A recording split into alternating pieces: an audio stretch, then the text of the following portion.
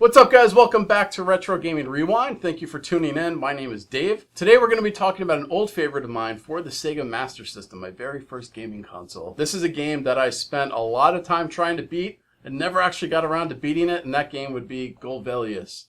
Now, upon first blush and looking at the box for Golvellius, you can immediately think to yourself, oh, here's another Zelda clone. And nobody would blame you because it's clearly the aesthetic that they were trying to market for this game. However, if you actually play the game yourself, you'll just as quickly realize that this really isn't a simple cut and paste Zelda clone. There's some unique stuff happening here. If anything, I would say this game actually has a little bit more in common with some other games in the NES library, including Zelda 2, and for me especially Crystallis. And the reason why I specify Crystallis is because this game is much more linear than the original Legend of Zelda, which was a little bit more open as far as how you wanted to explore the world. The key to this game's own identity is the people who actually originally developed this game. Old school heads will remember this developer, Compile. And if you just kind of cocked your head to the side and went, "What? Dave, what are you talking about?" Trust me, I pretty much did the same thing, and I played this game back in the day when I didn't give a rat's ass who developed it. For those unfamiliar, Compile is responsible for one of my favorite series in retro gaming,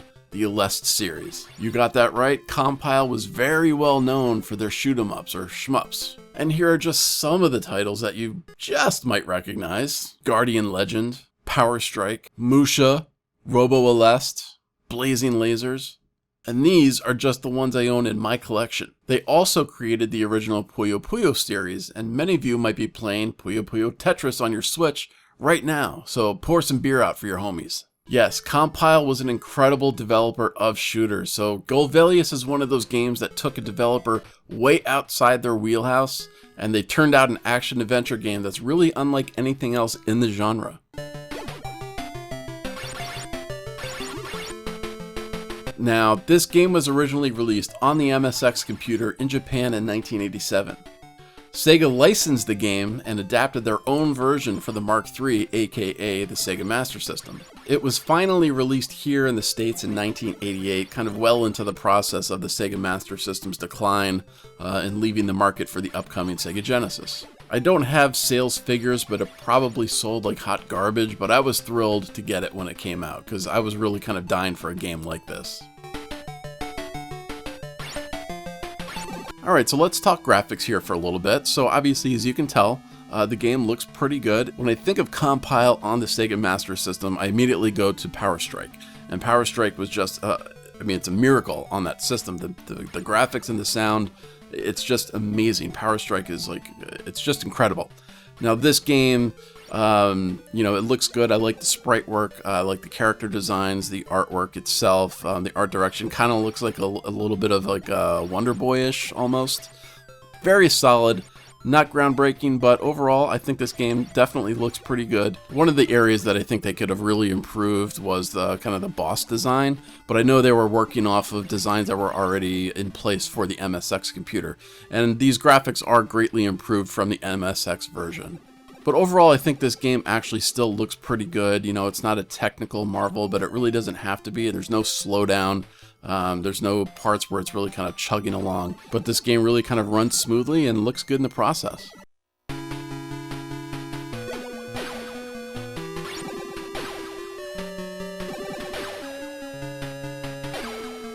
Okay, now moving on to sound and music. I really wish I had the FM soundboard for my Sega Master System right now, because I looked it up online and the music for this game sounds massively improved with the FM board.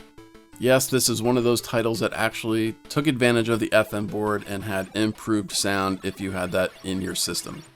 Sadly, with my stock Master System, I have the standard music and sound effects. But you know what?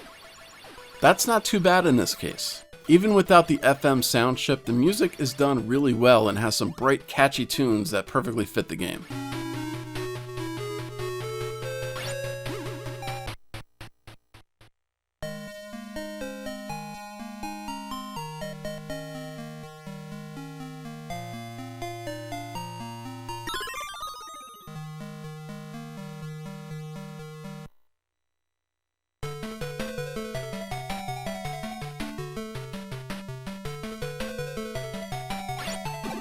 I'm not at all surprised at enjoying the music in this game, as Compile has made some of my absolute favorite music tracks in games.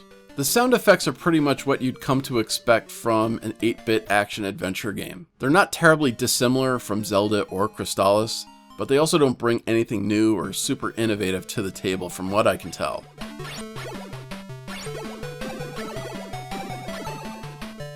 Now the most important part, gameplay. How does this game actually play?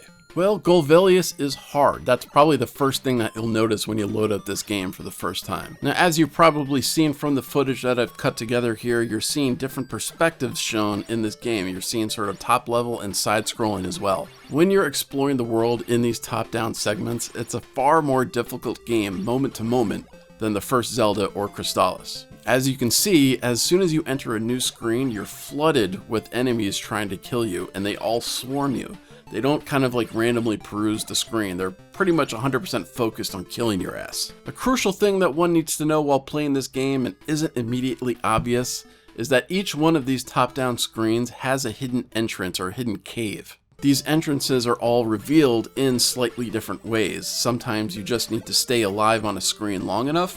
Sometimes you need to kill a certain amount of enemies, or sometimes you just need to hit the right object on the screen. These entrances or caves will mostly have, I guess, shop owners to sell you key items in the game, like improved weapons, a wallet expansion so you can carry more money, and more life. These items can be pretty expensive and do require some grinding for cash, but it's really not that bad. I mean, we're not talking Phantasy Star levels of grinding here. Now, these entrances or hidden caves lead to new levels that kind of, as we saw already, switches perspectives and sometimes take you on a side-scrolling level or an auto-scrolling top-down level. The side-scrolling levels are usually pretty easy, and you pretty much always fight the same big snake thing at the end. Like I said, it's pretty easy. What is interesting is that in these levels, the screen doesn't let you scroll backwards at all, so you can't do any kind of backtracking. So if you go back too far in the screen, you'll essentially exit the cave and have to start over again. This also applies to the top-down auto-scrolling levels that really kind of show off the roots of the developer Compile, because obviously that